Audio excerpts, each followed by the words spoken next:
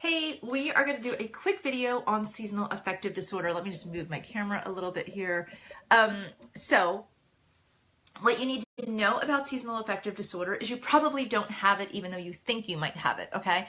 So in seasonal affective disorder, people think that just disliking winter or feeling lethargic or gaining a little weight in winter means seasonal affective disorder. True seasonal affective disorder is all seasons, not just, not just winter. So what normally happens is that feeling that you have in winter of being, well, there's a couple of things. Number one, you might just not like winter. It doesn't mean you're disordered if you just don't like winter, okay?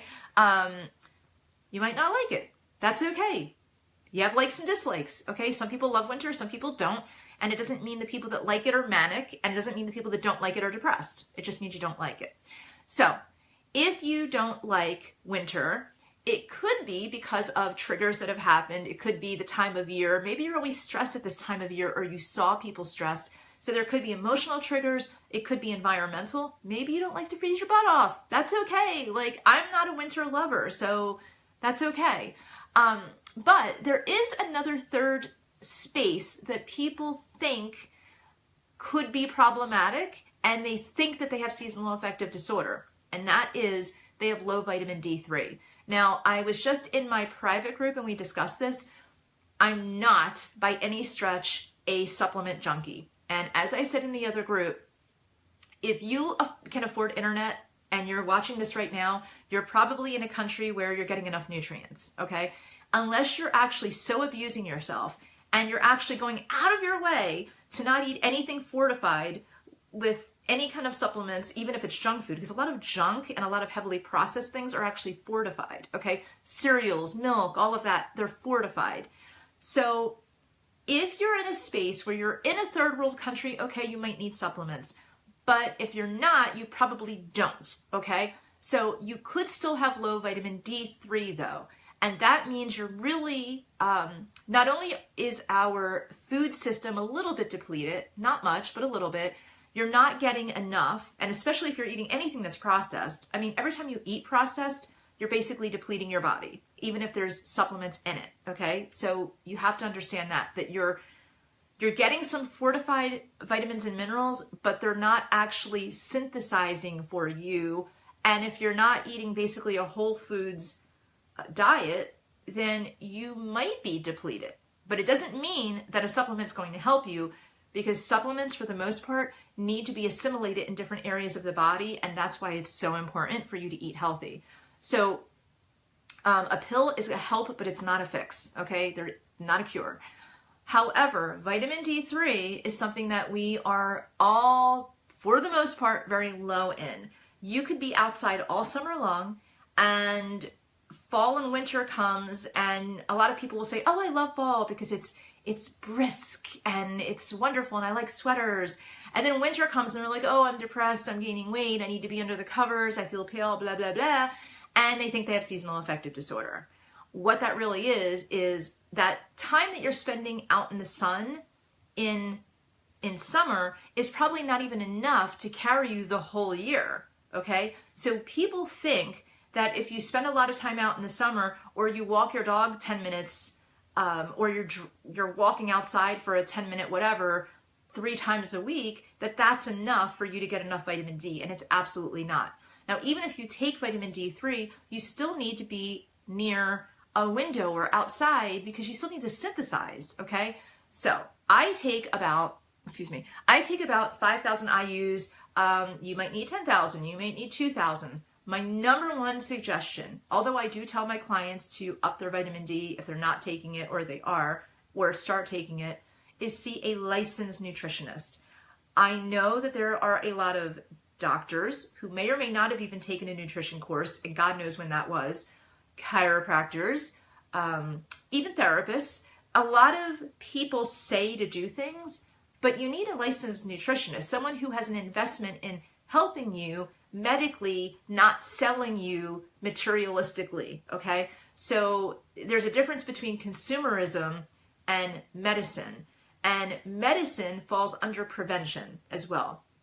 So Yeah, you could talk to, a therapist like me, and I could say until I'm blue in the face, like, oh, you need vitamin D3. But really, go get a blood test and find out what you actually need, and do that with a licensed nutritionist. However, we are talking about seasonal affective disorder, which falls under the gut-mind connection in psychology. So that's where I'm coming with that. And this is why it's important.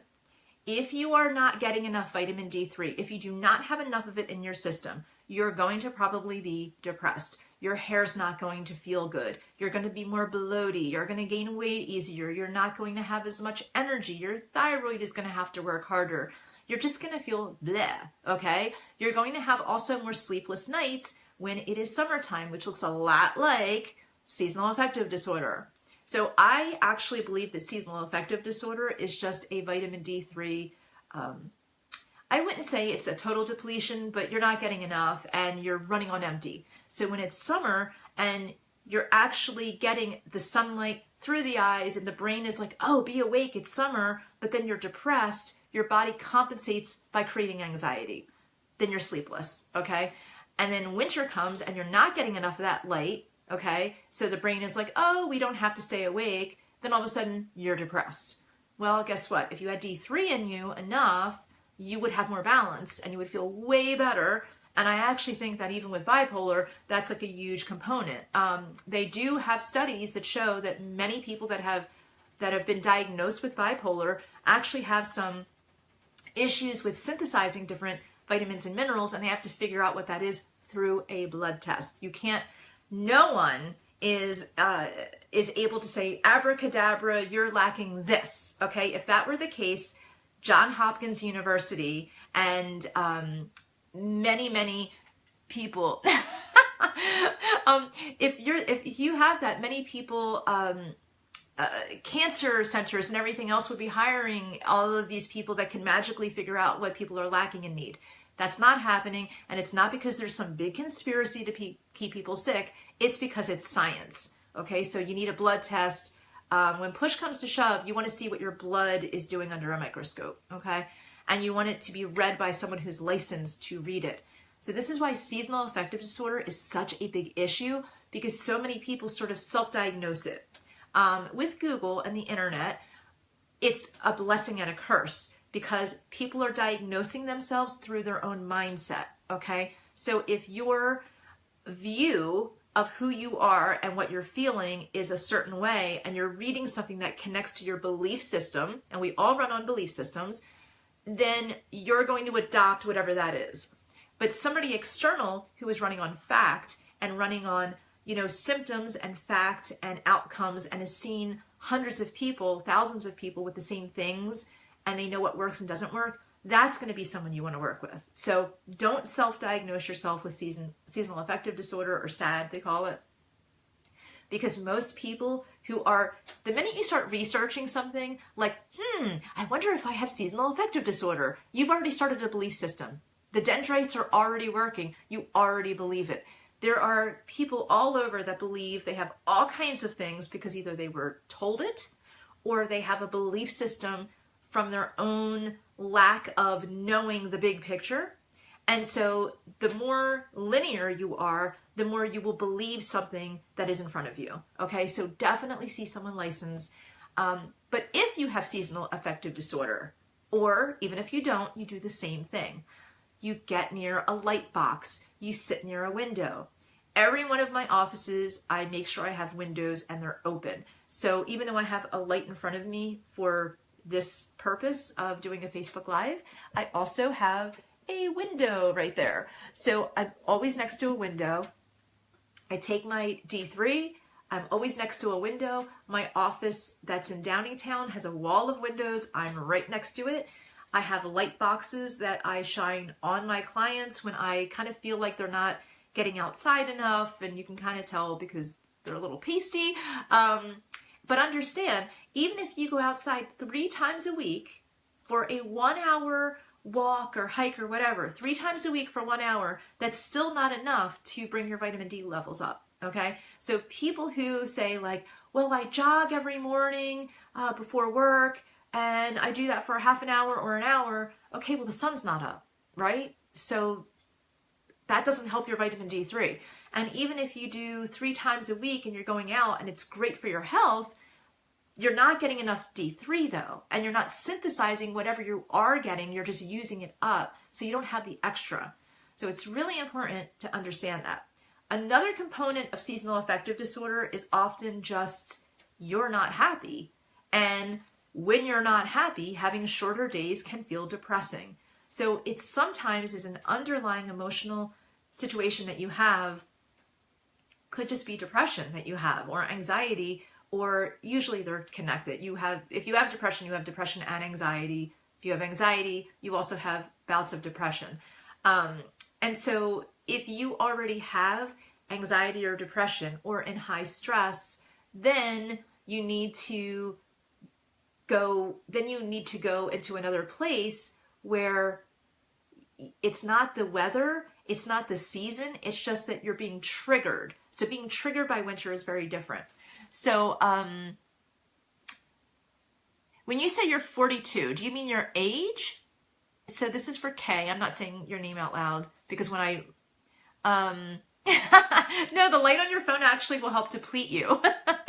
That's the other thing I should mention, guys. Your phone, your technology, your screens, that actually depletes you. It's a very high stress for your brain. So you're actually using more nutrients, not all of the nutrients, but that is actually one. So that's why overhead lighting is really bad. The halogen, not the halogen, the fluorescent lighting, screens, sitting in front of a TV all of the time. You'll notice, or I notice, a lot of parents will come in and say, my kids stay awake so late, or I'm awake so late. And I'll say, well, when do you tell them to close down the technology? You would not believe the amount of parents that say, well, they want to take it to bed. It's a way for them to fall asleep. They'll read or whatever on their tablet, or they're doing some activity or talking to friends on their phone or their tablet. What that does is that actually creates anxiety. So the children are becoming more and more anxious, and there's just been a study out that in the past 5 years, it's been like, I don't know, tenfold anxiety and stress and symptoms that go along with that for children. And I'm not talking just like vitamin D app. I'm not just talking the children who are expressing levels of depression. I'm talking about like your child's been fine and all of a sudden they're having problems. A lot of it is the screens. And moms and dads are often on their phone, and many people, the first thing that they do in the morning is they check their Facebook and their phone and emails or whatever it is. Business people tend to go into their emails. People who are not self-employed tend to go right to Facebook. Nobody goes to MySpace anymore. That was a little INTJ joke.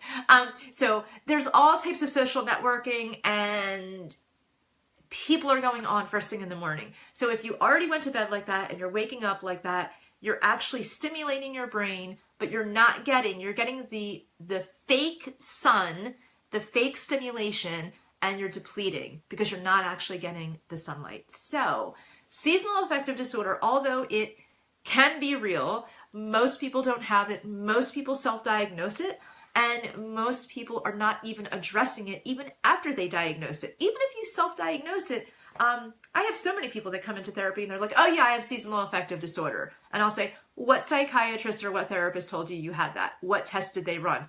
Well, no, but I went on Google and I get chubby in winter and I feel depressed and I get anxious in summer sometimes. Or sometimes they don't even say that. They just, have some random things that could be a million things. And then I'll say, okay, well, let's just say this is real. Okay, you have your real disorder. What are you doing for it? Now, they've Googled everything about what's wrong with them, but they haven't actually, and even if they've Googled what to do, they haven't instituted it. So at least start instituting more vitamin D3, get in the sun or outside or by a window more than 20 minutes a day. 20 minutes is bare minimum. We weren't made to be like in a house all of the time, okay? Even if we were in caves, there was a big opening to the cave and we were supposed to be going outside, okay? I'm pretty sure the bathroom for the cave was outside. So let's make sure that we get outside more. Let's make sure that we get enough vitamin D3. Get it organic. You can get it in an oil or a pill, whatever, do that. I like the oil because it goes right into the tongue where like you normally would be eating. You're synthesizing it in your mouth, which is the first place for digestion, okay? And then, and so when you do that, you're also going to maybe get a little light box, do that 15 minutes a day on top of the 20 minutes outside, and cut your electronics. Don't do electronics first thing in the morning, and definitely don't do them at night for about 2 hours before bed. You want to have that 2-hour time frame to let your mind go, okay, wait, now it's nighttime. Because if you're looking at your phone right before bed, you're basically training yourself to go to sleep anxious, and you're not feeling it in that moment, but you're feeling that as time goes on, you're battling more with weight, you're battling more with depression, you're having more conflict with people, and it could just be that you're doing it to yourself short term. So on that note, I am going to go and I already had a smoothie this morning, so I think that I'm going to do a little kind of oatmeal kind of thing. I have lots to do here as far as clean this office and clean my outside office, and I'm going to be cleaning my Downingtown office. So I'm the cleaner today, and that's it. So if you're not already in the private group, please ask me about it below, and you have to be added into the group. And I do screen people, so if you say like, hey, I want to be in the group, I'm going to be checking out your Facebook page. If your energy and your vibe is really negative, you're not going in the group, okay? So only positive vibes allowed there and helpful people. So that's it. So I will talk to you guys soon. Bye.